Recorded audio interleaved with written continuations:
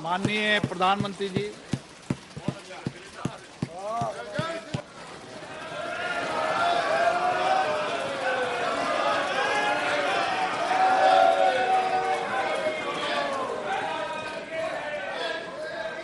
Please आपने बहिष्कार कर रखा है ना, तो आप जाइए प्लीज।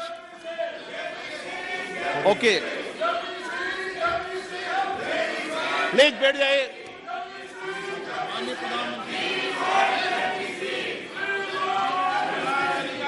माननीय अध्यक्ष जी, एक मिनट बैठिए। क्या तरीका है बैठे बैठे नारेबाजी करने की? ये तरीका है आप लोगों का? पहले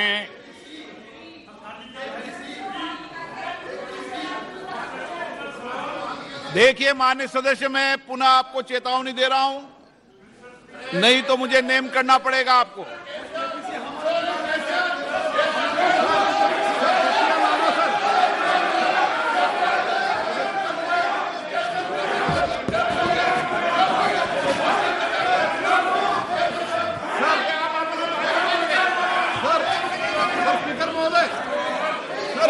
कट्टिया लाना बिल्कुल गलत है सर, तो उनको नेम कर दीजिए सर, हमारा आग्रह है आपसे सर।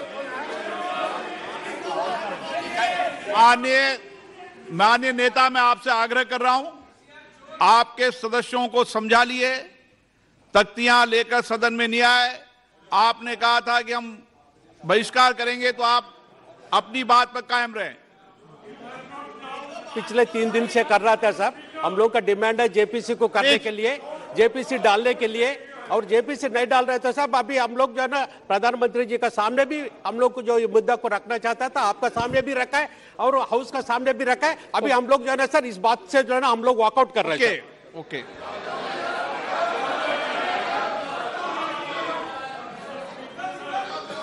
बैठ जाइए आप।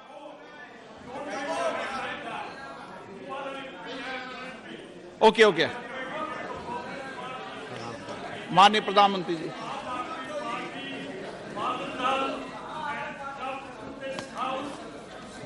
आदरणीय अध्यक्ष जी, सबसे पहले बजट पे मैं राष्ट्रपति जी के अभिभाषण पर धन्यवाद करता हूं,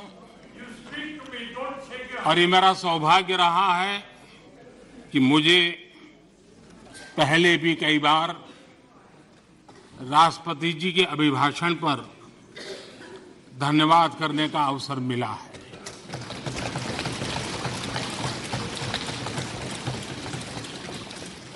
लेकिन इस बार मैं धन्यवाद के साथ साथ राष्ट्रपति महोदया जी का अभिनंदन भी करना चाहता हूं।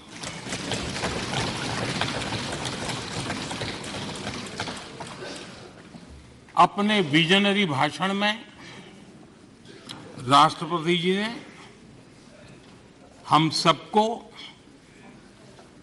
और करोड़ों देशवासियों को मार्गदर्शन किया है। गणतंत्र के मुखिया के रूप में उनकी उपस्थिति ऐतिहासिक भी है और देश की कोटि कोटि बहन बेटियों के लिए बहुत बड़ा प्रेरणा का अवसर भी। आदरणीय राष्ट्रपति महोदया ने आदिवासी समाज का गौरव तो बढ़ाया ही है, लेकिन आज आजादी के इतने सालों के बाद आदिवासी समाज में जो गौरव की अनुभूति हो रही है, उनका जो आत्मविश्वास बढ़ा है,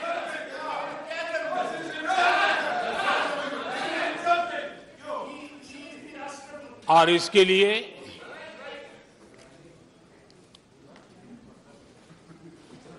ये सदन भी और देश भी उनका आभारी हूं।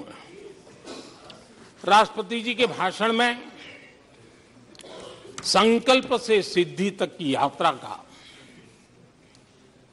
बहुत बढ़िया तरीके से एक खाका खींचा गया। एक प्रकार से देश को अकाउंट भी दिया गया, इंस्पिरेशन भी दिया गया।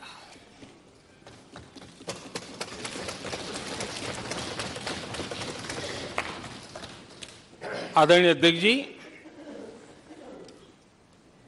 यहां पर सभी माननीय सदस्यों ने इस चर्चा में हिस्सा लिया। हर किसी ने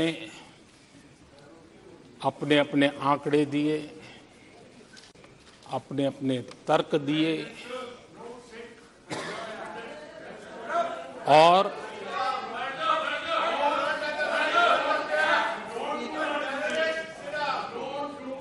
अपनी रुचि, प्रवृत्ति, प्रकृति के अनुसार सबने अपनी बातें रखी और जब इन बातों को गौर से सुनते हैं, उसे समझने का जब प्रयास करते हैं, तो ये भी ध्यान में आता है कि किसकी कितनी क्षमता है, किसकी कितनी योग्यता है, किसकी कितनी समझ है और किसका क्या इरादा है।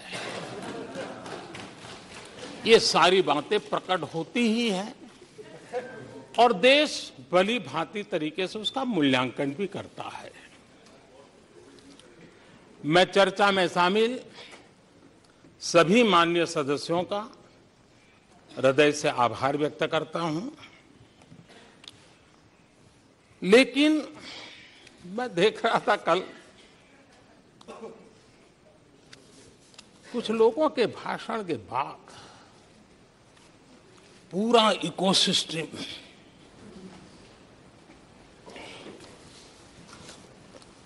समर्थक उछल रहे थे और खुश होकर के कहने लगे, ये हुई है। सदस्य, मैं अंतिम बार बोल रहा हूं, आप सीट पर बैठे बैठे नहीं बोले, आप वरिष्ठ सदस्य हैं और कोई शब्दों को नहीं, गलत। आप चुप रहिए। नो नो,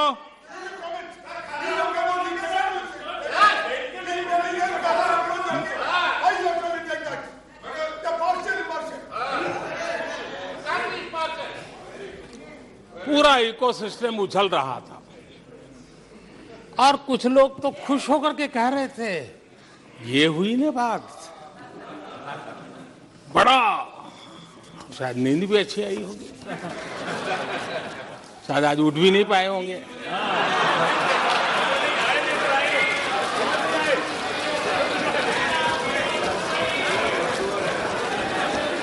और ऐसे लोगों के लिए कहा गया है, बहुत अच्छे ढंग से कहा गया है, ये कह कह कर के हम, ये कह कह कर हम दिल को बहला रहे हैं, ये कह कह के हम दिल को बहला रहे हैं। वो अब चल चुके हैं, वो अब चल चुके हैं, वो अब आ रहे हैं। माननीय अध्यक्ष जी,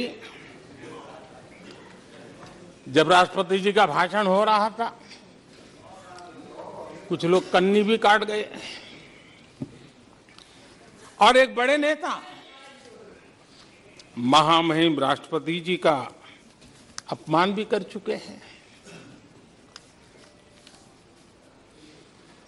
जनजातीय समुदाय के प्रति, जनजातीय समुदाय के प्रति प्लीज प्लीज, प्लीज आपको नफरत भी दिखाई दी है प्लीज। और हमारे जनजातीय समाज के प्रति उनकी सोच क्या है। देखिए, सदन सदन के तरीके से चलेगा। आप लोग बोले थे, सबने सुना था, कोई डिस्टर्बेंस नहीं हो। नो, गलत। लेकिन जब इस प्रकार की बातें टीवी के सामने कही गई तो भीतर पड़ा हुआ जो नफरत का भाव था, जो सच, वो बाहर आके ही रह गया। ये खुशी है। ठीक है, बाद में चिट्ठी लिख करके बचने की कोशिश तो की गई है। माननीय अध्यक्ष जी,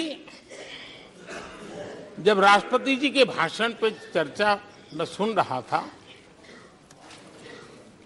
तो मुझे लगा कि बहुत सी बातों को मौन रह कर भी स्वीकार किया गया है। यानी एक प्रकार से सबके भाषण में सुनता था तब लगा कि राष्ट्रपति जी के भाषण के प्रति किसी को इतराज नहीं है, किसी ने उसकी आलोचना नहीं की। भाषण की हर बात, अब देखिए क्या कहा है राष्ट्रपति जी ने, मैं उन्हीं के शब्द कोट करता हूं। राष्ट्रपति जी ने अपने भाषण में कहा था, जो भारत कभी अपनी अधिकांश समस्याओं के समाधान के लिए दूसरों पर निर्भर था, वही आज दुनिया की समस्याओं के समाधान का माध्यम बन रहा है। राष्ट्रपति जी ने यह भी कहा था, जिन मूल सुविधाओं के लिए देश की एक बड़ी आबादी ने दशकों तक इंतजार किया, वे इन वर्षों में उसे मिली है। बड़े बड़े घोटालों, सरकारी योजनाओं में भ्रष्टाचार की जिन समस्याओं से देश मुक्ति चाहता था, वह मुक्ति अब देश को मिल रही है। पॉलिसी पैरालिसिस की चर्चा से बाहर आकर आज देश और देश की पहचान तेज विकास और दूरगामी दृष्टि से लिए गए फैसलों के लिए हो रही है। ये पैराग्राफ जो मैं पढ़ रहा हूं वो राष्ट्रपति जी के भाषण के पैराग्राफ को मैं कोट कर रहा हूं। और मुझे आशंका थी कि ऐसी बातों पर यहां जरूर इतराज करने वाले तो कुछ लोग निकलेंगे, वो विरोध करेंगे, ऐसा कैसे बोल सकते हैं राष्ट्रपति। लेकिन मुझे खुशी है किसी ने विरोध नहीं किया, सबने स्वीकार किया, सबने स्वीकार किया।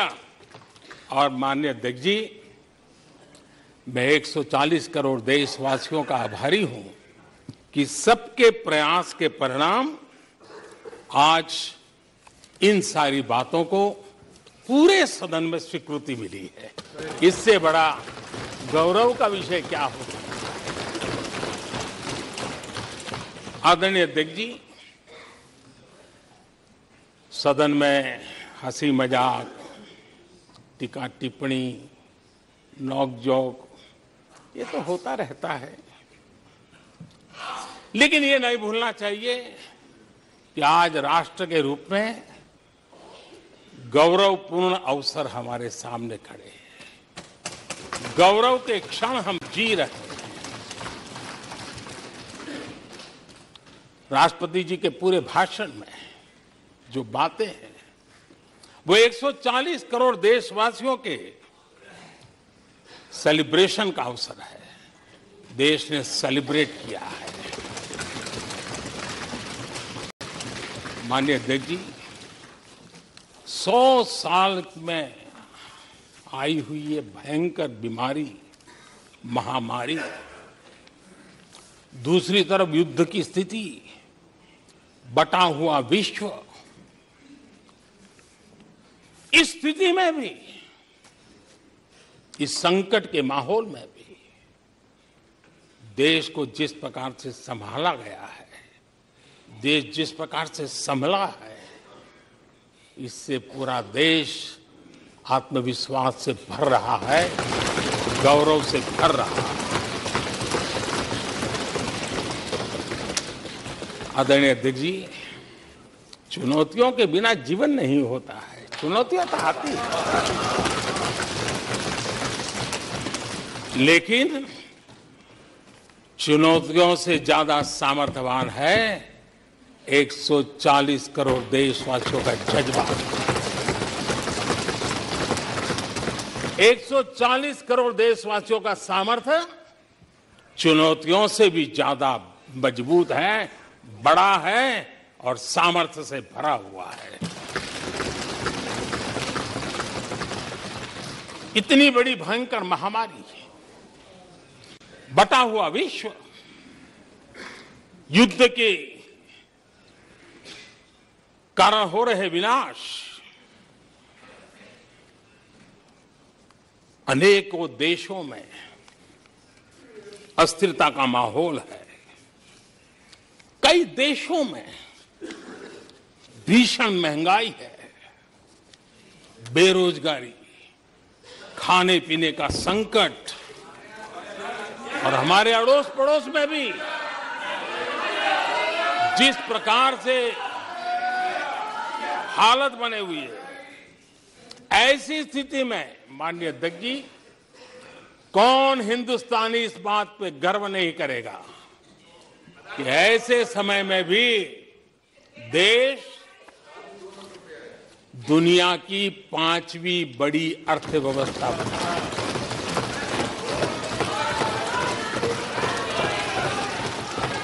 आज पूरे विश्व में भारत को लेकर के पॉजिटिविटी है, एक आशा है, भरोसा है। और माननीय अध्यक्ष जी, ये भी खुशी की बात है कि आज भारत को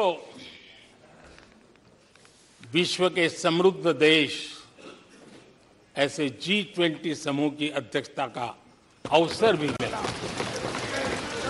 ये देश के लिए गर्व की बात है, ये देश के लिए गर्व की बात है, 140 करोड़ देशवासियों के लिए गौरव की बात है। लेकिन मुझे लगता है, पहले मुझे नहीं लगता था, लेकिन अभी लग रहा है शायद इससे भी कुछ लोगों को दुख हो रहा है। 140 करोड़ देशवासियों में किसी को दुख नहीं हो सकता है। वो आत्मनिरीक्षण करे, वो कौन लोग हैं जिसको इसका भी दुख हो रहा है। माननीय अध्यक्ष जी,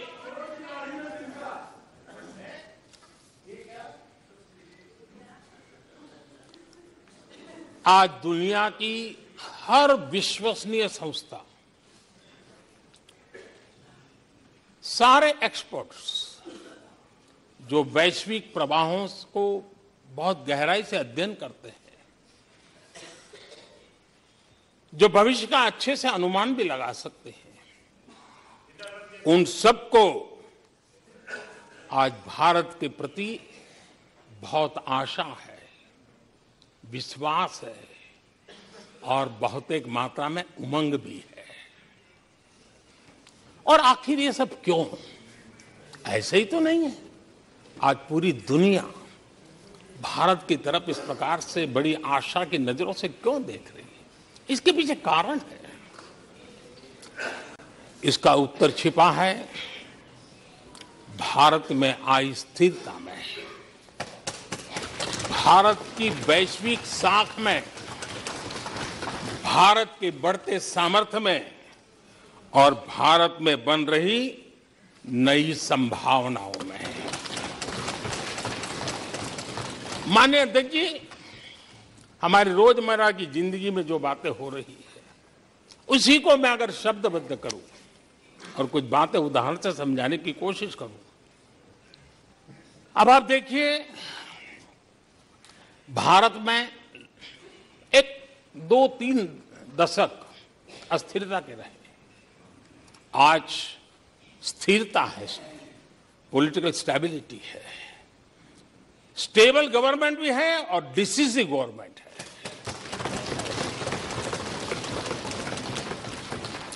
और उसका भरोसा स्वाभाविक होता है।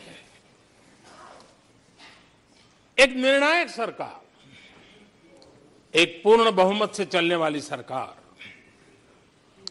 वो राष्ट्रहित में फैसले लेने का सामर्थ्य रखती है। और ये वो सरकार है, रिफॉर्म आउट ऑफ कंपल्सन नहीं, रिफॉर्म आउट ऑफ कन्विक्शन हो रहे हैं। और हम इस मार्ग पर हटने वाले नहीं, हम चलते रहेंगे। देश को समय की मांग के अनुसार जो चाहिए वो देते रहेंगे। माननीय अध्यक्ष जी, एक और उदाहरण की तरफ मैं जाना चाहूंगा। इस कोरोना काल में मेड इन इंडिया वैक्सीन तैयार हुई। भारत ने दुनिया का सबसे बड़ा वैक्सीनेशन अभियान चलाया। और इतना ही नहीं, अपने करोड़ों नागरिकों को मुफ्त वैक्सीन के टीके लगाए। इतना ही नहीं, 150 से ज्यादा देशों को इस संकट के समय हमने जहां जरूरत थी वहां दवाई पहुंचाई, जहां जरूरत थी वहां वैक्सीन पहुंचाई। और आज विश्व के कई देश हैं जो भारत के विषय में इस बात पर बड़े गौरव से विश्व के मंच पर धन्यवाद करते हैं, भारत का गौरवगान करते हैं। उसी प्रकार से तीसरे एक पहलू की तरफ ध्यान देता हूं। इसी संकट काल में आज भारत का डिजिटल इंफ्रास्ट्रक्चर, जिस तेजी से डिजिटल इंफ्रास्ट्रक्चर ने अपनी एक ताकत दिखाई है, एक आधुनिकता की तरफ बदलाव किया है, पूरा विश्व इसका अध्ययन कर रहा है। मैं पिछले दिनों G20 समिट में बाली में था। डिजिटल इंडिया की चारों तरफ वाहवाही हो रही थी और बहुत क्यूरियोसिटी थी कि देश कैसे कर रहा है। कोरोना काल में दुनिया के बड़े बड़े देश, समृद्ध देश, अपने नागरिकों को आर्थिक मदद पहुंचाना चाहते थे, नोटें छापते थे, बांटते थे, लेकिन बांट नहीं पाते थे।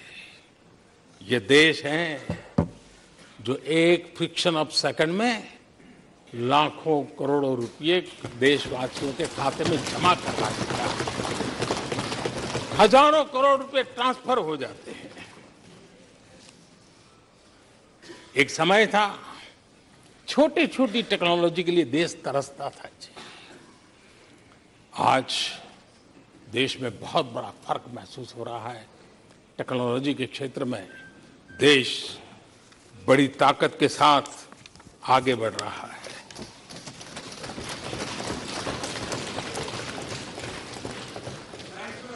कोविन, दुनिया के लोग अपने वैक्सीनेशन का सर्टिफिकेट भी दे नहीं पाते जी।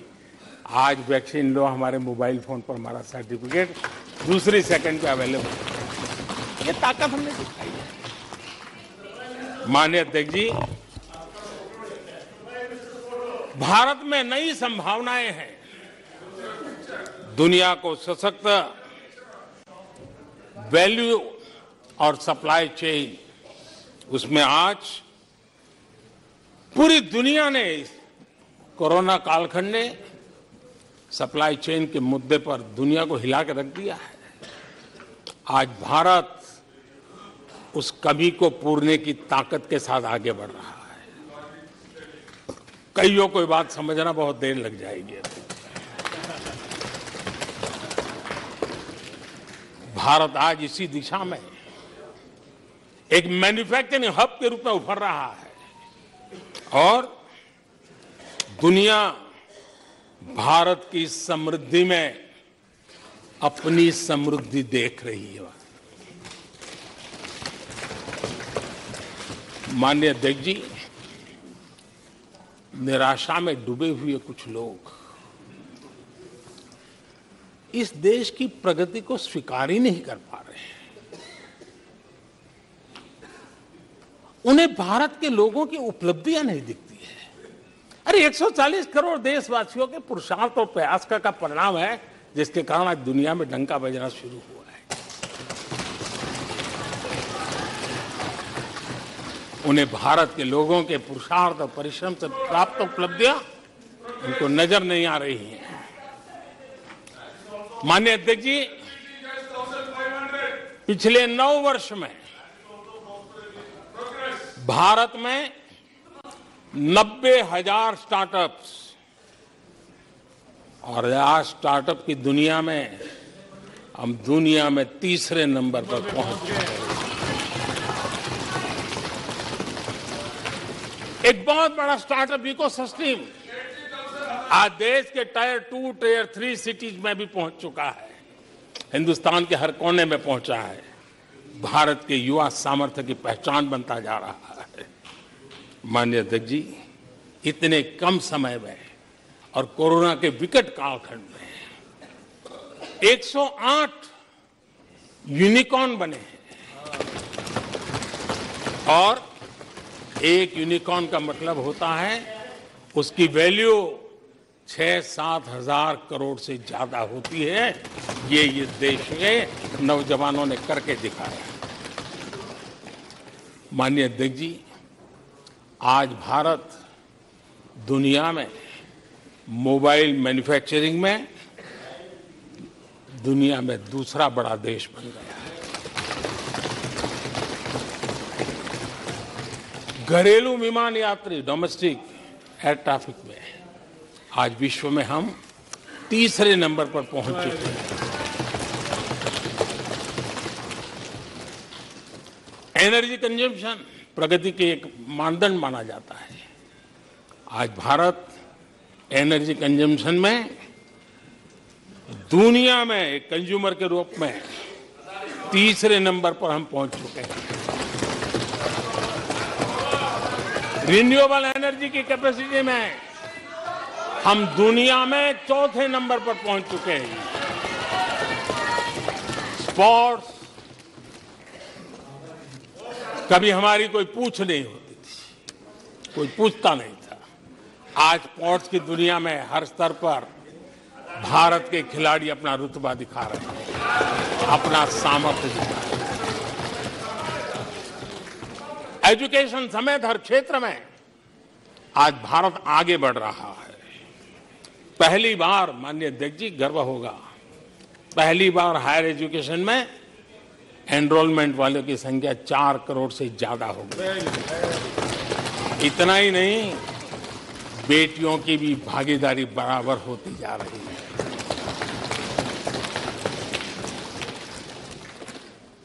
देश में इंजीनियरिंग हो, मेडिकल कॉलेज हो, प्रोफेशनल कॉलेजेस हो, उसकी संख्या बहुत तेजी से बढ़ रही है। स्पोर्ट्स के अंदर भारत का परचम ओलंपिक हो, कॉमनवेल्थ हो, हर जगह पे हमारे बेटे, हमारी बेटियों ने शानदार प्रदर्शन किया है। माननीय अध्यक्ष जी, किसी भी भारतीय को ऐसी अनेक बातें मैं गिना सकता हूं। राष्ट्रपति जी ने अपने भाषण में कई बातें कही हैं। देश में हर स्तर पर, हर क्षेत्र में, हर सोच में आशा ही आशा नजर आ रही है।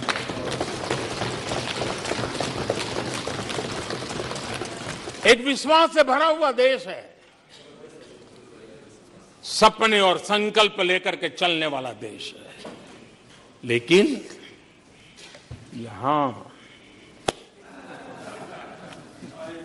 कुछ लोग ऐसे निराशा में डूबे हैं, ऐसे निराशा में डूबे हैं। काका हाथरसी ने एक बड़ी मजेदार बात कही थी। काका हाथरसी ने कहा था, आगा पीछा देखकर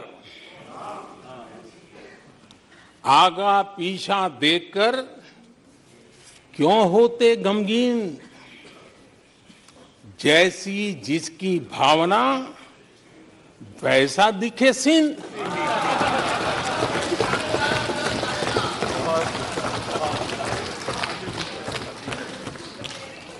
आदरणीय अध्यक्ष जी, आखिर ये निराशा भी ऐसे नहीं आई है, इसके पीछे कारण है। एक तो जनता का हुक्म, बार बार हुक्म, लेकिन साथ साथ इस निराशा के पीछे जो अंतर मन में पड़ी हुई चीज है, जो चैन से सोने नहीं देती है, और क्या है? पिछले 10 साल में 2014 के पहले 2004 से 14 भारत की अर्थव्यवस्था खस्ता हाल हो गई। निराशा नहीं होगी तो क्या होगा? 10 साल में महंगाई डबल डिजिट रही, और इसलिए कुछ अगर अच्छा होता है तो निराशा और उभर करके आती है। और जिन्होंने बेरोजगारी दूर करने के वादे किए थे,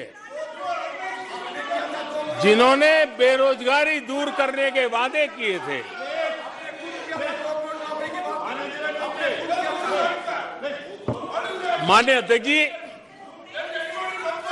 एक बार जंगल में 2 नौजवान शिकार करने के लिए गए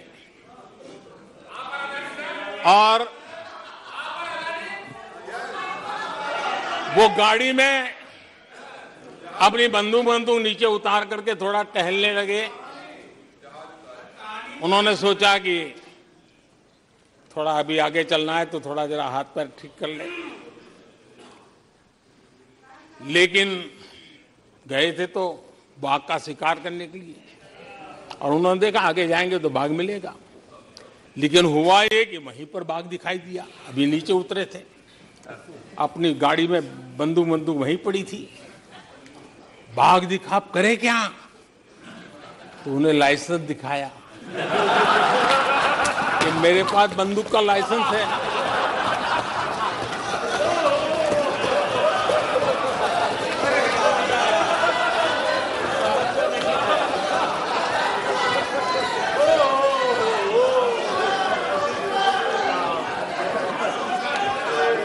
इन्होंने भी बेरोजगारी दूर करने के नाम पर एक कानून दिखाया, वो कानून बना दिया है। अरे देखो, कानून बना दिया है। ये इनके तरीके से पल्ला झाड़ दिया। 4 से 14 आजादी के इतिहास में सबसे घोटालों का दशक रहा, सबसे घोटाला।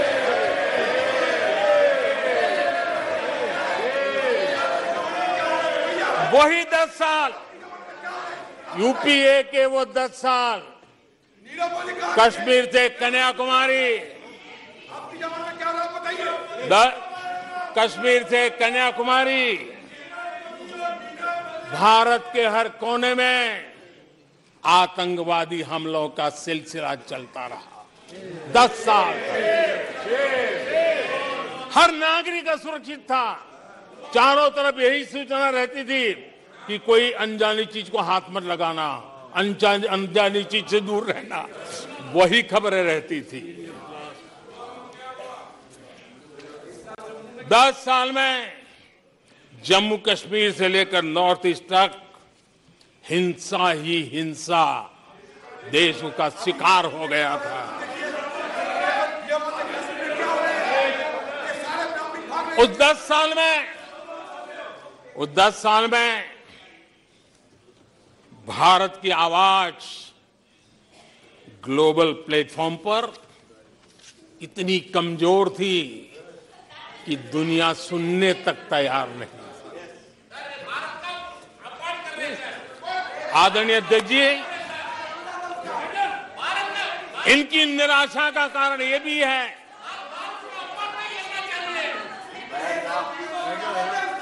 आज जब देश की क्षमता का परिचय हो रहा है, 140 करोड़ देशवासियों का सामर्थ्य खिल रहा है, खुल करके सामने आ रहा है। लेकिन देश का सामर्थ्य तो पहले भी था, लेकिन 4 से लेकर 14 तक इन्होंने वो अवसर गंवा दिया।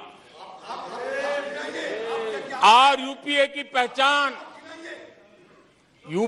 पहचान बन गई, हर मौके को मुसीबत में पलट दिया, हर मौके को मुसीबत में पलट दिया। जब टेक्नोलॉजी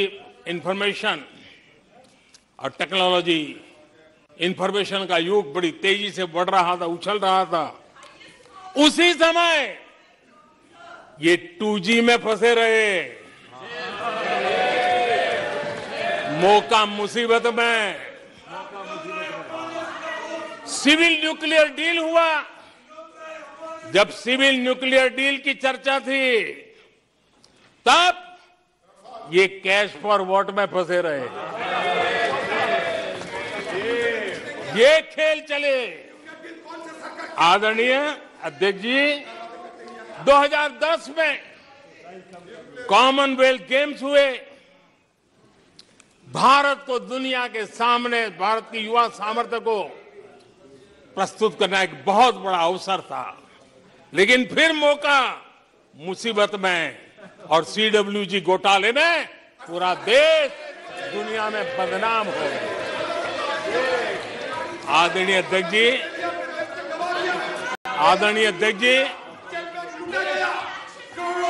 सदी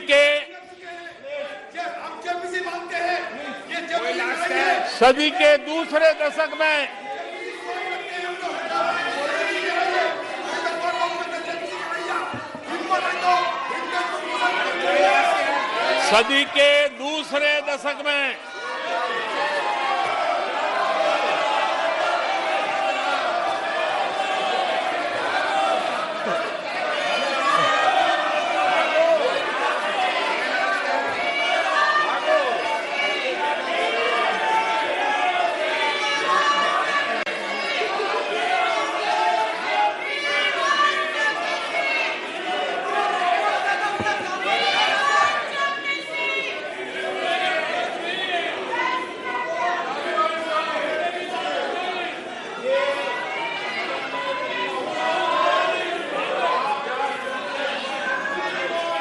उचित नहीं है, ये संसदीय परंपराओं के अनुरूप नहीं है।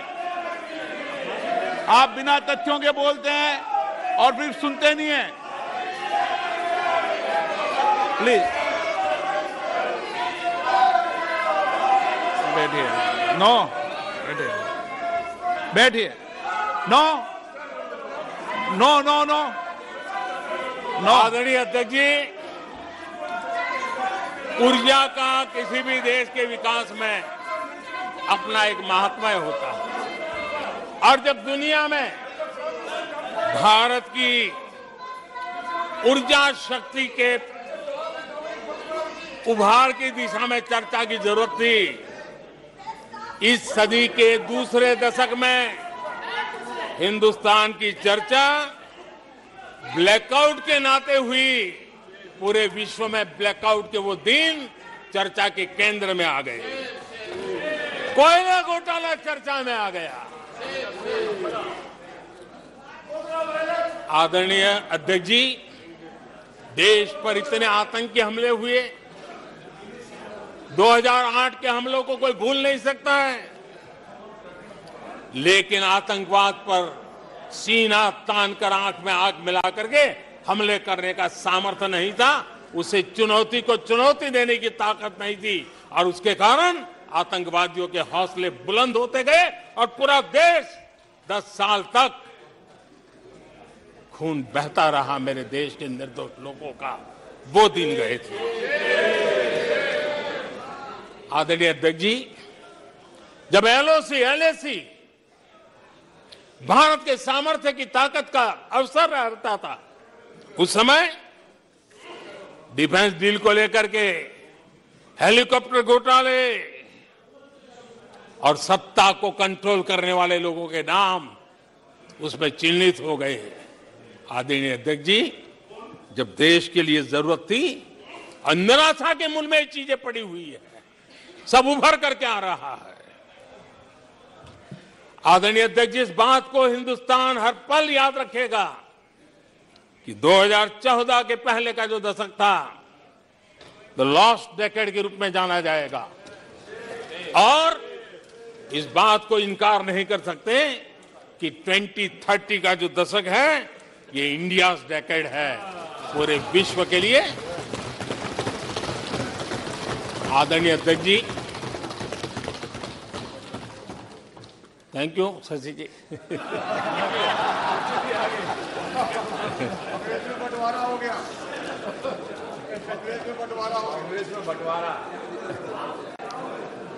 आदरणीय अध्यक्ष जी,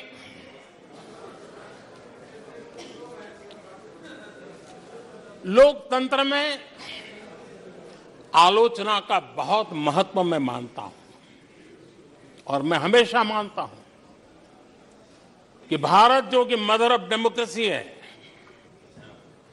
सदियों से हमारे यहां लोकतंत्र हमारी रगों में पनपा हुआ है, और इसलिए मैं हमेशा मानता हूं कि आलोचना एक प्रकार से लोकतंत्र की मजबूती के लिए, लोकतंत्र के संवर्धन के लिए, लोकतंत्र के स्पिरिट के लिए आलोचना एक शुद्धि यज्ञ है। उस रूप में हम आलोचना को देखने वाले हैं। लेकिन दुर्भाग्य से बहुत दिनों से मैं इंतजार कर रहा हूं, कोई तो मेहनत करके आएगा, कोई तो एनालिसिस करके कोई आलोचना करेगा ताकि देश को कुछ लाभ हो। लेकिन 9 साल आलोचना ने आरोपों में गंवा दिए जिन्होंने, सिवाय आरोप, गाली गलौज, कुछ भी बोल दो, इसके सिवाय कुछ नहीं किया। गलत आरोप। और हाल ये चुनाव हार जाओ, ईवीएम खराब, दे दो गाली। चुनाव हार जाओ, चुनाव आयोग को गाली दे दो।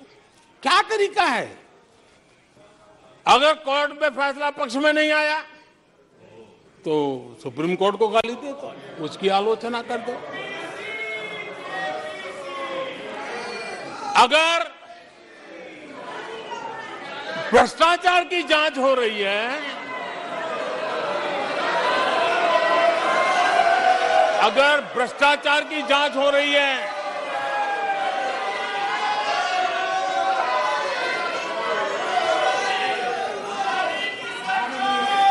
माननीय अध्यक्ष जी, अगर भ्रष्टाचार की जांच हो रही है तो जांच एजेंसियों को गाली दो।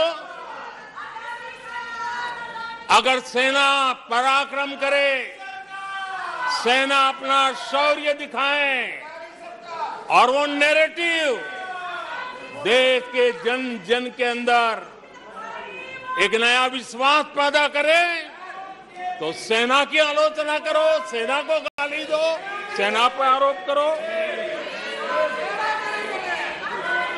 कभी आर्थिक देश की प्रगति की खबरें आए, आर्थिक प्रगति की चर्चा हो, विश्व के सारे संस्थान भारत के आर्थिक गौरवगान करे, तो यहां से निकलो, आरबीआई को गाली दो, भारत के आर्थिक संस्थानों को गाली दो।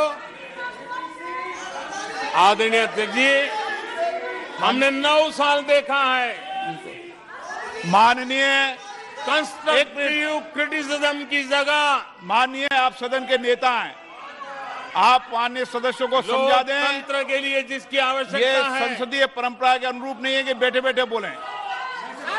नो, गलत, नो, नो, आपने भी बोला है, गलत तरीका है ये। नो, बैठ जाइए, गलत तरीका है। ना, जब सदन के नेता बोल रहे हैं तो आपको मर्यादा से सुनना चाहिए। प्लीज बैठिए। माननीय प्रधानमंत्री जी। माननीय अध्यक्ष जी,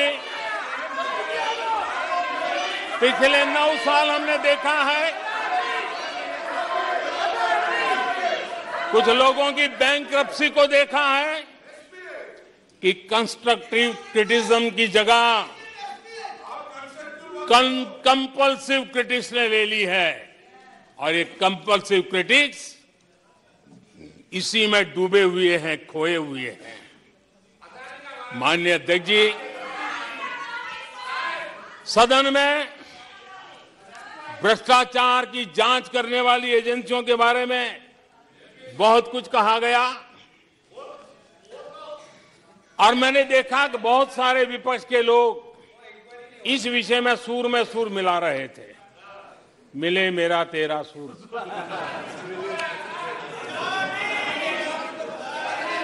आदरणीय अध्यक्ष जी, मुझे लगता था देश की जनता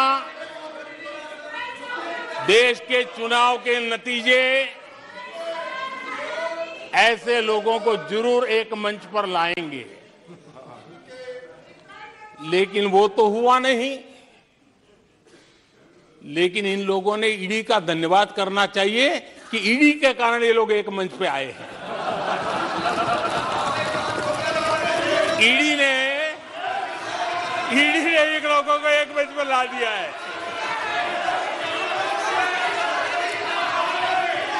और इसलिए जो काम देश के मतदाता नहीं कर पाए,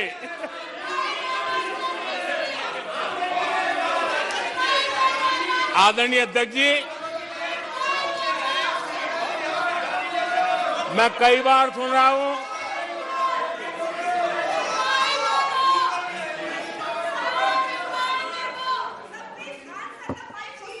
माननीय अध्यक्ष जी, मैं कई बार सुन रहा हूं यहां कुछ लोगों को हार्वर्ड स्टडी का बड़ा क्रेज है। हार्वर्ड स्टडी है, बड़ा क्रेज है।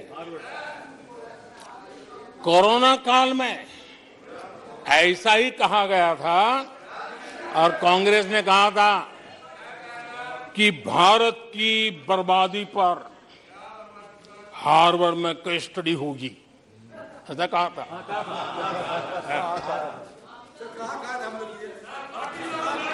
और कल फिर सदन में हार्वर्ड यूनिवर्सिटी में स्टडी की बात कल फिर हुई। लेकिन माननीय अध्यक्ष जी,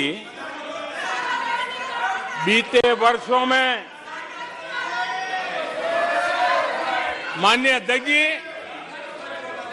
बीते वर्षों में हार्वर्ड में एक बहुत बढ़िया स्टडी हुई है, बहुत इंपॉर्टेंट स्टडी हुई है। और उस स्टडी है, उसका टॉपिक क्या था मैं जरूर सदन को बताना चाहूंगा, और ये स्टडी हो चुकी है। स्टडी है the rise and decline of India's Congress party. ये स्टडी हो चुका है, और मुझे विश्वास है अध्यक्ष जी, मुझे विश्वास है भविष्य में कांग्रेस की बर्बादी पर सिर्फ हार्वर्ड नहीं, बड़े बड़े विश्वविद्यालयों में अध्ययन होना ही होना है, और डुबाने वाले लोगों पर भी होने वाला है। आदरणीय अध्यक्ष जी, मैं ऐसे लोगों के लिए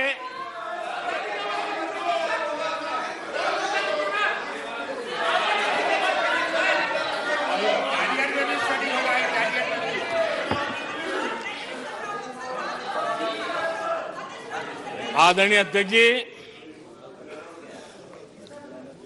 इस प्रकार के लोगों के लिए दुष्यंत कुमार ने बहुत बढ़िया बात कही है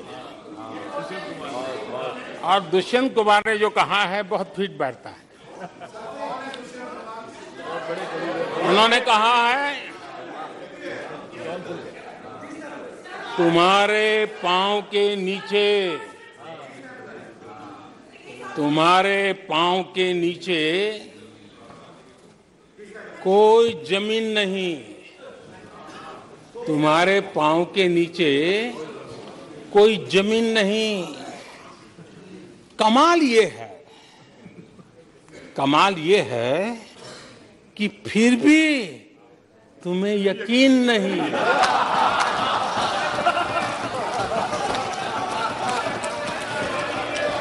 माननीय अध्यक्ष जी,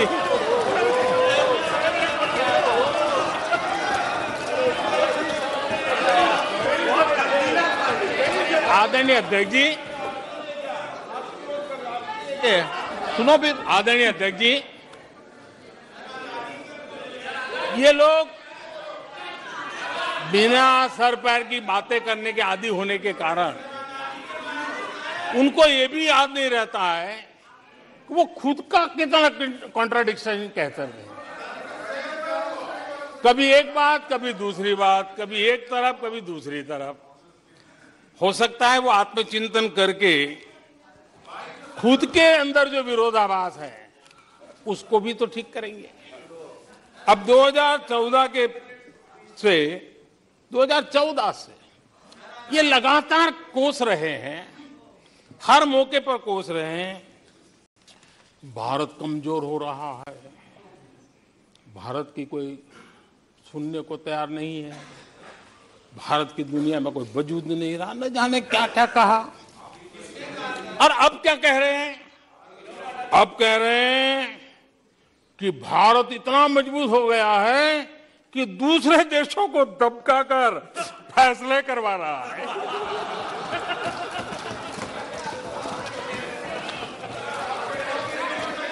अरे पहले ये तो तय करो भाई कि भारत कमजोर हुआ है कि मजबूत हुआ है। माननीय अध्यक्ष जी,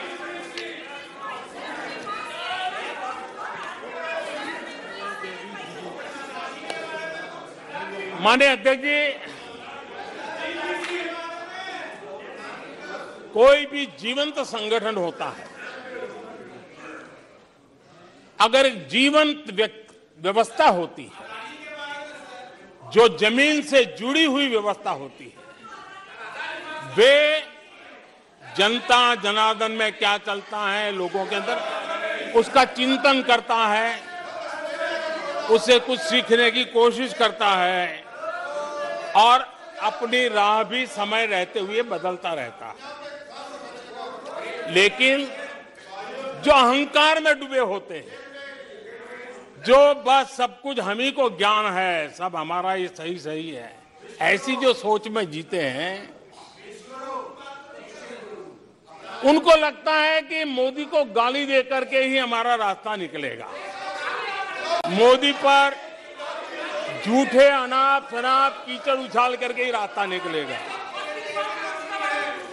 अब 22 साल बीत गए, वो गलतफहमी पाल करके बैठे हुए हैं।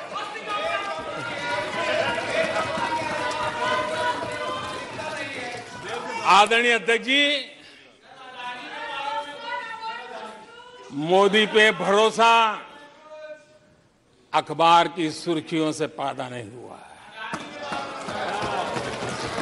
मोदी पे ये भरोसा टीवी पर चमकते चेहरों से नहीं हुआ है। जीवन खपा दिया है, पल पल खपा दी है, देश के लोगों के लिए खपा दी है, देश के उज्जवल भविष्य के लिए खपा दी है।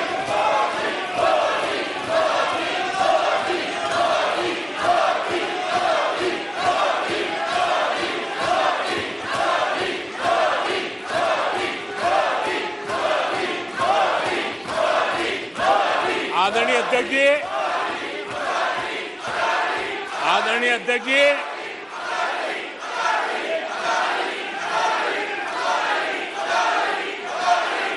आदरणीय अध्यक्ष जी,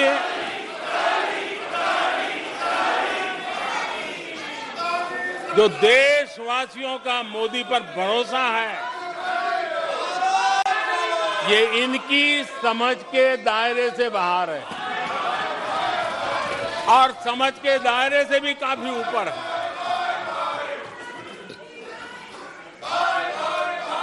क्या ये झूठे आरोप लगाने वालों पर मुफ्त राशन प्राप्त करने वाले मेरे देश के 80 करोड़ देशवासी क्या कभी उन पर भरोसा करेंगे क्या?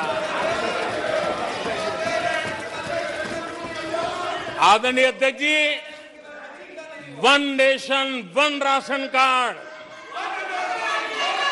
देश भर में कहीं पर भी गरीब से गरीब को भी जब राशन मिल जाता है, वो आपकी झूठी बातों पर, आपके गलत गलीच आरोपों पर कैसे भरोसा करेगा? आदरणीय अध्यक्ष जी,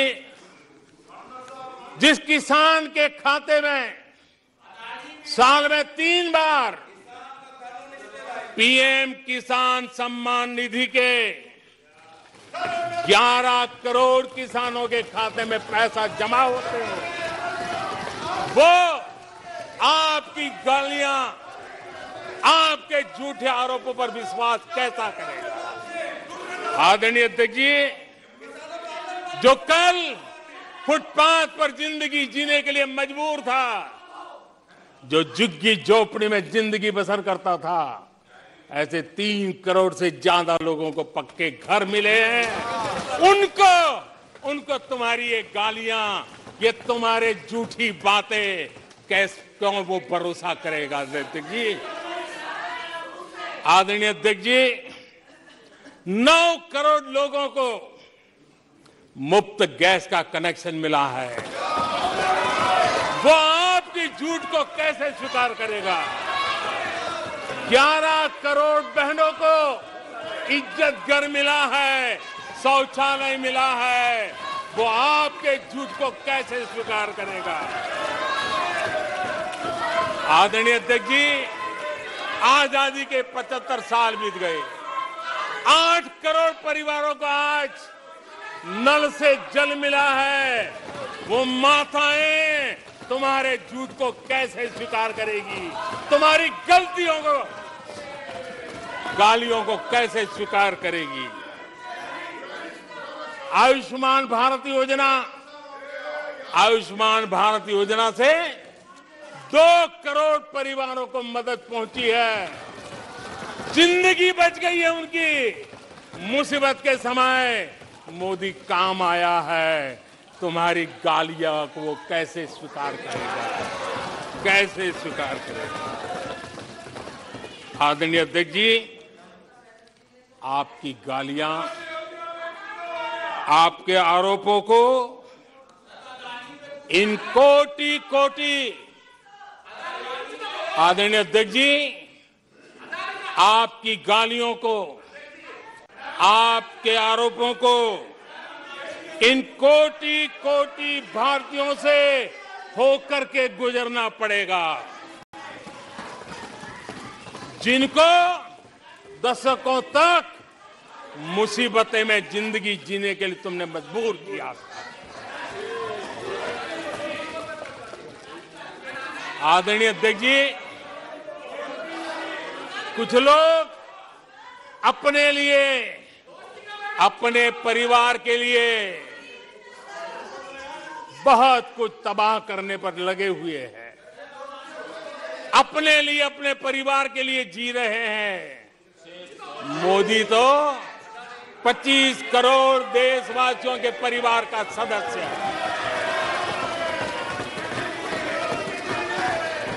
आदरणीय अध्यक्ष जी, 140 करोड़ देशवासियों के आशीर्वाद, ये मेरा सबसे बड़ा सुरक्षा कवच है। और गालियों के शस्त्र से, झूठ के शस्त्रास्त्रों से इस सुरक्षा कवच को कभी तुम भेद नहीं सकते हो। वो विश्वास का सुरक्षा कवच है और इन शस्त्रों से तुम कभी भेद नहीं सकते हो। आदरणीय अध्यक्ष जी,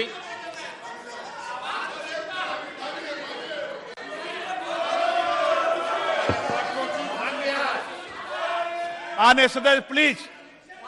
नहीं नहीं, ये तरीका उचित नहीं है आपका, कोई तरीका उचित नहीं है।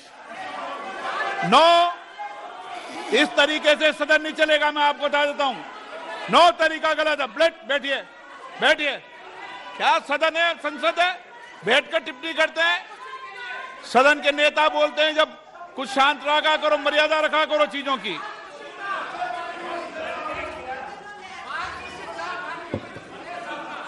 आदरणीय अध्यक्ष जी, हमारी सरकार कुछ बातों के लिए प्रतिबद्ध है। समाज के वंचित वर्ग को वरीयता, उस संकल्प को लेकर के हम जी रहे हैं, उस संकल्प को लेकर के चल रहे हैं। दशकों तक दलित, पिछड़े, आदिवासी जिस हालत में उनको छोड़ दिया गया था, वो सुधार नहीं आया जो संविधान निर्माताओं ने सोचा था, जो संविधान निर्माताओं ने निर्दिष्ट किया था। 2014 के बाद गरीब कल्याण योजनाओं का सर्वाधिक लाभ मेरे इन्हीं परिवारों को मिला है। दलित, पिछड़ों, आदिवासी की बस्तियों में पहली बार, मानिए थे कि पहली बार बिजली पहुंची है।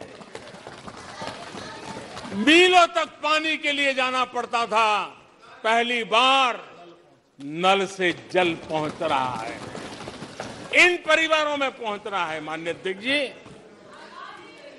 अनेक परिवार, कोटि कोटि परिवार पहली बार पक्के घर में आज जा पाए हैं, वहां रह पाए हैं। आदरणीय अध्यक्ष जी, जो बस्तियां आपने छोड़ दी थी, आपके लिए चुनाव के समय जिसकी याद आती थी, आज सड़क हो, बिजली हो, पानी हो, इतना ही नहीं 4G कनेक्टिविटी भी वहां पहुंच रही है। आदरणीय अध्यक्ष जी, पूरा देश गौरव कर रहा है। आज एक आदिवासी राष्ट्रपति के रूप में जब देखते हैं, पूरा देश गौरवगान कर रहा है। आज देश में आदि जाति समूह के नर नारी, जिन्होंने मातृभूमि के लिए जीवन तर्पण कर दिए, आजादी के जंग का नेतृत्व किया, उनका पुण्य स्मरण आज हो रहा है और हमारे आदिवासियों का गौरव दिवस मनाया जा रहा है। और हमें गर्व है कि ऐसी महान हमारे आदिवासी परंपरा के प्रतिनिधि के रूप में एक महिला देश का नेतृत्व कर रही है, राष्ट्रपति के रूप में काम कर रही है। हमने उनका हक दिया है। आदरणीय जी,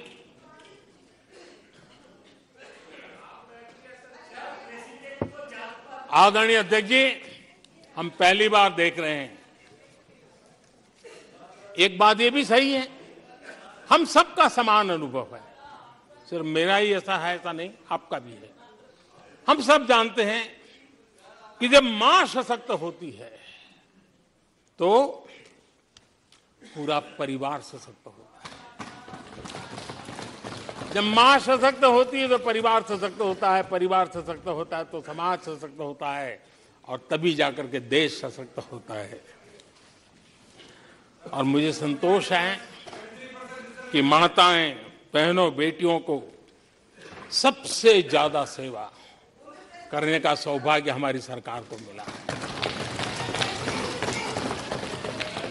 हर छोटी मुसीबत को दूर करने का प्रामाणिक पूर्वक प्रयास किया है। बड़ी संवेदनशीलता के साथ उस पर हमने ध्यान केंद्रित किया है। आदरणीय अध्यक्ष जी, कभी कभी मजाक उड़ाया जा रहा है, ऐसा कैसा प्रधानमंत्री है, लाल किले पर से टॉयलेट की बातें करता है, बड़ी मजाक उड़ाई गई। आदरणीय अध्यक्ष जी, ये टॉयलेट, ये इज्जतगार, इन मेरी माताओं बहनों की क्षमता, उनकी सुविधा, उनका सुरक्षा का सम्मान करने वाली बात। इतना ही नहीं मानिए अध्यक्ष जी, जब मैं सैनिटरी पैड की बात करता हूं तो लोगों को लगता है अरे प्रधानमंत्री ऐसे विजय में क्यों जाते हैं। माननीय अध्यक्ष जी, सैनिटरी पैड्स के अभाव में गरीब बहन बेटियों के अपमान सहती थी, बीमारियों का शिकार हो जाती थी। माताओं बहनों को धुएं में दिन के कई घंटे बिताने पड़ते थे, उनका जीवन धुएं फंसा रहता था, उसे मुक्ति दिलाने का काम उन गरीब माताओं बहनों को करने का सौभाग्य हमें मिल रहा है। जिंदगी खप जाती थी, आधा समय पानी के लिए, आधा समय केरोसिन की लाइन के अंदर खपे रहते थे। आज उसे मुक्ति देने का संतोष, उन माताओं बहनों को मुक्ति देने का संतोष।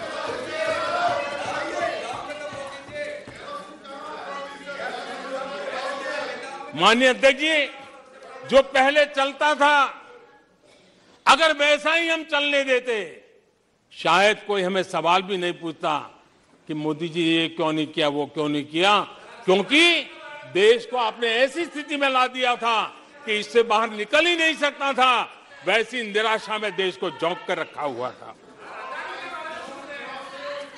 हमने उज्ज्वला योजना से धुएं से मुक्ति दिलाई, जल जीवन से पानी दिया, बहनों के सशक्तिकरण के लिए काम किया। 9 करोड़ बहनों को सेल्फ हेल्प ग्रुप, स्वयं सहायता समूह से जोड़ना, माइनिंग से लेकर के डिफेंस तक, आज माताओं बहनों को, बेटियों को अवसर खोल दिए हैं। ये खोलने का काम हमारी सरकार ने किया है। आदरणीय अध्यक्ष जी, इस बात को हम याद करें, वोट बैंक की राजनीति ने देश के सामर्थ्य को कभी कभी बहुत बड़ा गहरा धक्का पहुंचाया है, और उसी का परिणाम है कि देश में जो होना चाहिए, जो समय पे होना चाहिए था, उस पर काफी देर हो गई। आप देखिए, मध्यम वर्ग, लंबे समय तक मध्यम वर्ग को पूरी तरह नकार दिया गया, उसकी तरफ देखा तक नहीं गया। एक प्रकार से वो मान के चला कि हमारा कोई नहीं, अपने ही बलबूते पर जो हो सकता है करते चलो, वो अपनी पूरी शक्ति बेचारा खपा देता था। लेकिन हमारी सरकार, एनडीए सरकार ने मध्यम वर्ग की ईमानदारी को पहचाना है, उन्हें सुरक्षा प्रदान की है, और आज हमारा परिश्रमी मध्यम वर्ग देश को नई ऊंचाई पर ले जा रहा है। सरकार के विभिन्न योजनाओं से मध्यम वर्ग को कितना लाभ हुआ है, माननीय अध्यक्ष जी, मैं उदाहरण देता हूं। 2014 से पहले जीबी डेटा, क्योंकि आज युग बदल चुका है, ऑनलाइन दुनिया चल रही है, हर एक के हाथ में मोबाइल पड़ा हुआ है, कुछ लोगों के जेब फटे हुए हो तो भी मोबाइल तो होता ही है। आदरणीय अध्यक्ष जी, 2014 के पहले जीबी डेटा की कीमत 250 रुपया थी, आज सिर्फ 10 रुपया, आज सिर्फ 10 रुपया। आदरणीय अध्यक्ष जी, एवरेज हमारे देश में एक नागरिक एवरेज 20 जीबी का उपयोग करता है। अगर उस हिसाब को मैं लगाऊं तो एवरेज एक व्यक्ति का 5,000 रुपया बचता है। आदरणीय अध्यक्ष जी, 5,000 रुपया बचता है। आदरणीय अध्यक्ष जी, जन औषधि स्टोर आज पूरे देश में आकर्षण का कारण बने हैं, क्योंकि मध्यम वर्ग का परिवार, उसको अगर परिवार में सीनियर सिटीजन है, डायबिटीज जैसी बीमारी है, तो 1,000, 2,000, 2,500, 3,000 की दवाई हर महीना लेनी पड़ती है। जन औषधि केंद्र में जो दवाई बाजार में 100 रुपए में मिलती है, जन औषधि में 10 रुपए 20 रुपए में मिलती है, आज 20,000 करोड़ रुपया मध्यम वर्ग का जन औषधि के कारण बचा है। माननीय अध्यक्ष जी, हर मध्यम वर्गीय परिवार की एक सपना रहता है खुद का घर बने, और अर्बन इलाके में होम लोन के लिए बड़ी व्यवस्था करने का काम हमने किया, और रेरा का कानून बनाने के कारण जो कभी इस प्रकार के तत्व मध्यम वर्ग की मेहनत की कमाई को सालों तक डुबो कर रख देते थे, उसमें से मुक्ति दिला करके उसको एक नया विश्वास देने का काम हमने किया, और उसके कारण खुद का घर बनाने की उसकी सहूलियत बढ़ गई है। आदरणीय अध्यक्ष जी, हर मध्यम वर्गीय परिवार को अपने बच्चों के भविष्य के लिए, उसके उच्च शिक्षा के लिए उसके मन में रहता है, मंसूबा रहता है। वो चाहता है आज जितनी मात्रा में मेडिकल कॉलेजेस हो, इंजीनियरिंग कॉलेज हो, प्रोफेशनल कॉलेजों की संख्या बढ़ाई गई है, सीटें बढ़ाई गई हैं, उसने मध्यम वर्ग के एस्पिरेशन को बहुत उत्तम तरीके से एड्रेस किया है। उसको विश्वास होने लगा है कि उनके बच्चों का उज्जवल भविष्य निर्धारित है। आदरणीय अध्यक्ष जी, देश को आगे बढ़ाना है तो भारत को आधुनिकता की तरफ गए बिना कोई चारा नहीं, और समय की मांग है कि अब समय नहीं गवा सकते, और इसलिए हमने इंफ्रास्ट्रक्चर की तरफ बहुत बड़ा ध्यान दिया है। और ये भी माने स्वीकार रखा, भारत की एक जमाने में पहचान थी गुलामी के कालखंड के पहले, गुलामी के कालखंड के पहले ये देश आर्किटेक्चर के लिए, इंफ्रास्ट्रक्चर के लिए दुनिया में उसकी ताकत थी, पहचान थी।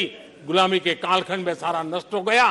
देश आजाद होने के बाद वो दिन दोबारा में आएगा ऐसी आशा थी, लेकिन वो भी समय बीत गया। जो होना चाहिए था, जिस गति से होना चाहिए, जिस स्केल से होना चाहिए था, वो हम नहीं कर पाए।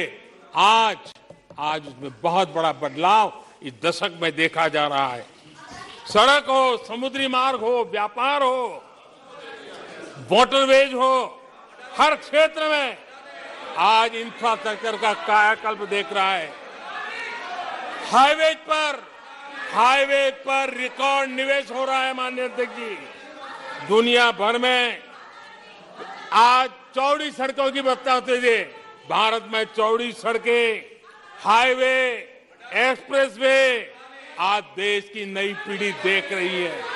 भारत में वैश्विक स्तर के अच्छे हाईवे, एक्सप्रेस दिखे, इस दिशा में हमारा काम है।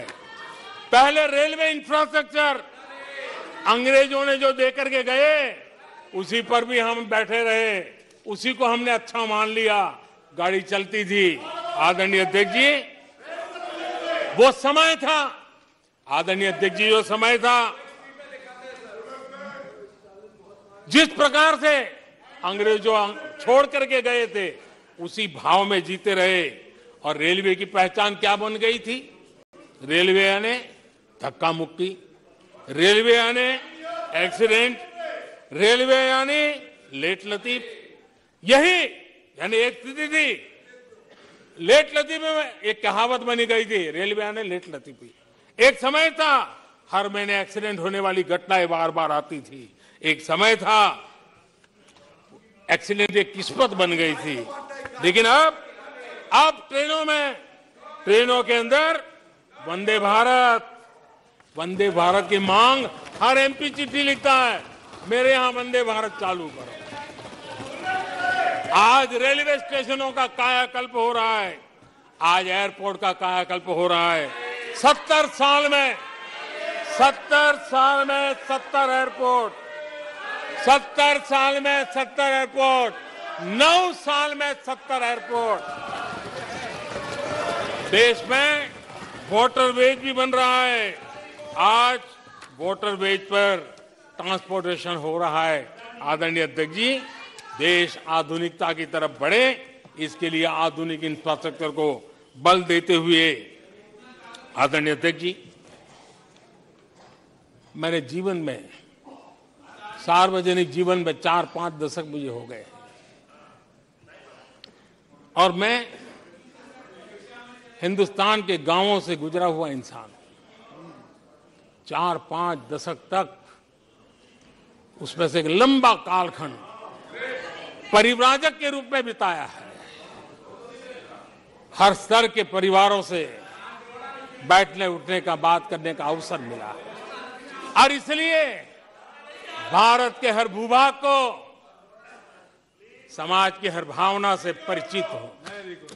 और मैं इसके आधार पर कह सकता हूं और बड़े विश्वास से कह सकता हूं कि भारत का सामान्य मानवी पॉजिटिविटी से भरा हुआ है। सकारात्मकता उसके स्वभाव का, उसके संस्कार का हिस्सा है।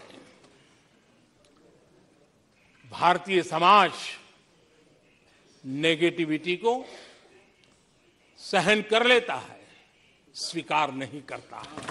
ये उसकी प्रकृति नहीं। भारतीय समुदाय का स्वभाव खुशमिजाज है, स्वप्नशील समाज है, सत्कर्म के रास्ते पर चलने वाला समाज है, सृजन कार्य से जुड़ा हुआ समाज है।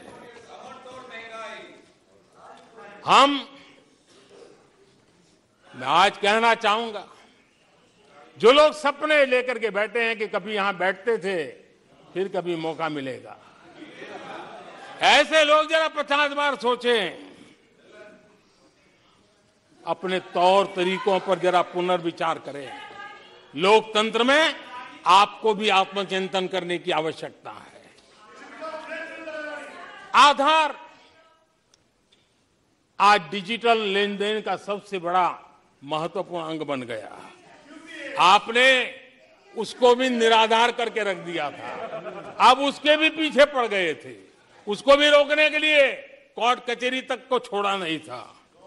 जीएसटी को न जाने क्या क्या कह दिया गया, पता नहीं। लेकिन आज हिंदुस्तान की अर्थव्यवस्था को और सामान्य मानवी को जीवन सुगम बनाने में जीएसटी ने एक बहुत बड़ी भूमिका अदा की। वो जमा एचएएल को कितनी गालियां दी गई, किस प्रकार से बड़े बड़े फोरम का मिसयूज किया गया। आज एशिया का सबसे बड़ा हेलीकॉप्टर बनाने वाला हब बन चुका है, जहां से तेजस हवाई जहाज सैकड़ों की संख्या में बन रहे हैं। भारतीय सेना के हजारों करोड़ रुपए का ऑर्डर आज एचएएल के पास है। भारत के अंदर आज वाइब्रेंट डिफेंस इंडस्ट्री आगे आ रही है। आज भारत डिफेंस एक्सपोर्ट करने लगा है। माननीय अध्यक्ष जी, हिंदुस्तान के हर नौजवान को गर्व होता है। निराशा में डूबे हुए लोगों से अपेक्षा नहीं है। आदरणीय अध्यक्ष जी, आप जानते हैं भली भांति, समय सिद्ध कर रहा है, जो कभी यहां बैठते थे वो वहां जाने के बाद भी फेल हुए हैं। वहां जाने के बाद भी फेल हुए हैं और देश पास होता जा रहा है, डिस्टिंक्शन पे जा रहा है। और इसलिए समय की मांग है कि आज निराशा में डूबे हुए लोग थोड़ा स्वस्थ मन रख के आत्मचिंतन करें। आदरणीय अध्यक्ष जी, यहां जम्मू कश्मीर की भी चर्चा हुई, जम्मू कश्मीर की भी चर्चा हुई। और जो अभी अभी जम्मू कश्मीर घूम करके आए, उन्होंने देखा होगा कितने आन बान शान के साथ आप जम्मू कश्मीर में जा सकते, घूम सकते, फिर सकते। आदरणीय अध्यक्ष जी, पिछली शताब्दी के उत्तरार्ध में, आदरणीय अध्यक्ष जी, पिछली शताब्दी के उत्तरार्ध में मैं भी जम्मू कश्मीर में यात्रा लेके गया था और लाल चौक में तिरंगा फहराने का संकल्प लेकर के चला था। और तब आतंकवादियों ने पोस्टर लगाए थे, आतंकवादियों ने पोस्टर लगाए थे उस समय, और कहा था कि देखते हैं किसने अपनी मां का दूध पिया है, जो लाल चौक में आके तिरंगा फहराता है। पोस्टर लगे थे। और उस दिन वो 24 जनवरी थी, मैंने जम्मू के अंदर बड़ी सभा में कहा था, अध्यक्ष जी, मैं पिछली शताब्दी की बात कर रहा हूं और तब मैंने कहा था आतंकवादी कान खोल करके सुन ले। उस दिन मैंने कहा था आतंकवादी कान खोल करके सुन ले। 26 जनवरी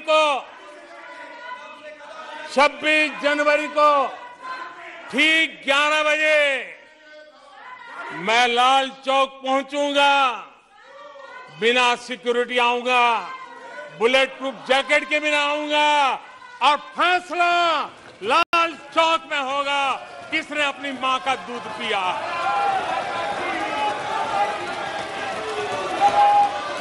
वो समय था माननीय अध्यक्ष जी। और जब श्रीनगर के लाल चौक में तिरंगा फहराया, उसके बाद मैंने मीडिया के लोग पूछने लगे। मैंने कहा था कि आमतौर पर तो 15 अगस्त और 26 जनवरी को जब भारत का तिरंगा लहराता है तो भारत के आयुध, भारत के बारूद सलामी देते हैं, आवाज करके देते हैं। मैंने कहा आज जब मैं लाल चौक के अंदर तिरंगा फहरा हूं, दुश्मन देश का बारूद भी सलामी कर रहा है, गोलियां चला रहा था, बंदूकें बम फोड़ रहा था। आदरणीय अध्यक्ष जी, आज जो शांति आई है, आज चैन से जा सकते हैं, सैकड़ों की तादाद में जा सकते हैं। ये माहौल और पर्यटन की दुनिया में कई दशकों के बाद सारे रिकॉर्ड जम्मू कश्मीर ने तोड़े हैं। आज जम्मू कश्मीर में लोकतंत्र का उत्सव मनाया जा रहा है।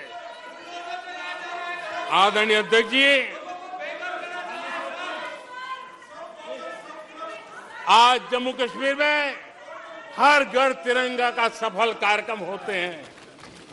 मुझे खुशी है, कुछ लोग हैं जो कभी कहते थे तिरंगे से शांति बिगड़ने का खतरा लगता था। कुछ लोगों को ऐसा कहते थे कि तिरंगे से जम्मू कश्मीर में शांति बिगड़ने का खतरा लगता था। वक्त देखिए, वक्त का मजा देखिए, अब वो भी तिरंगा यात्रा में शरीक हो रहे हैं।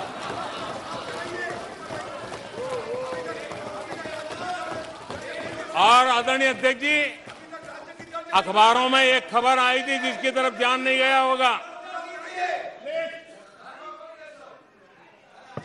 आदरणीय अध्यक्ष जी, उसी समय अखबारों में एक खबर आई थी कि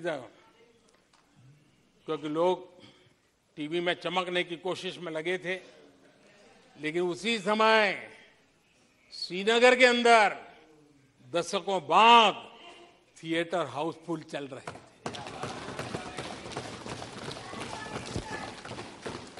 और अलगाववादी दूर दूर तक नजर नहीं आते थे। अब ये भी देश ने देखा है। आदरणीय अध्यक्ष जी, अभी हमारे साथी आखिरी हमारे माननीय सदस्य नॉर्थ ईस्ट के लिए कह रहे थे। मैं कहूंगा जरा एक बार नॉर्थ ईस्ट हो आइए। आपके जमाने का नॉर्थ ईस्ट और आज के जमाने का नॉर्थ ईस्ट देखिए। आधुनिक चौड़े हाईवे हैं, रेल की सुख सुविधा वाली सफर है, आप आराम से हवाई जहाज से जा सकते हैं।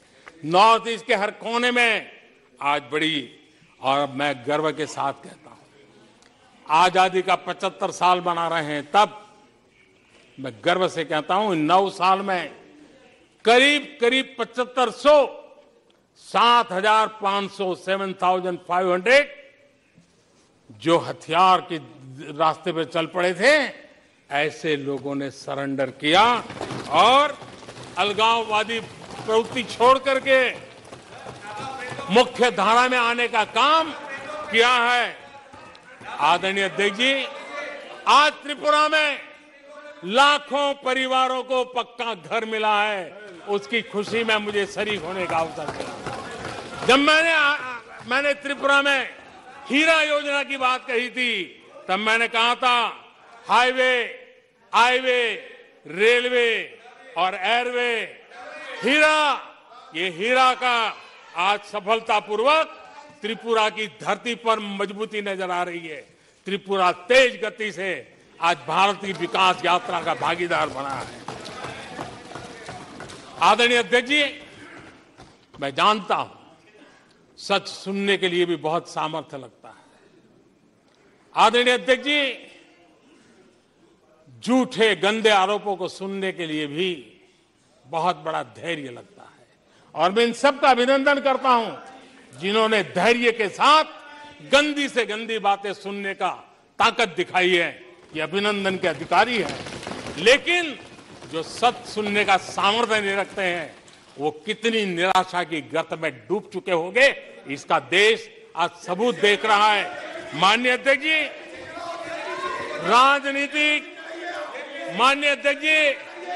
राजनीतिक मतभेद हो सकते हैं, विचारधाराओं में मतभेद हो सकते हैं, लेकिन ये देश अजरा अमर है। आओ हम चल पड़े 2047 आजादी के 100 साल मनाएंगे, एक विकसित भारत बना के रहेंगे, एक सपना लेकर के चले, एक संकल्प लेकर के चले, पूरे सामर्थ्य के साथ चले।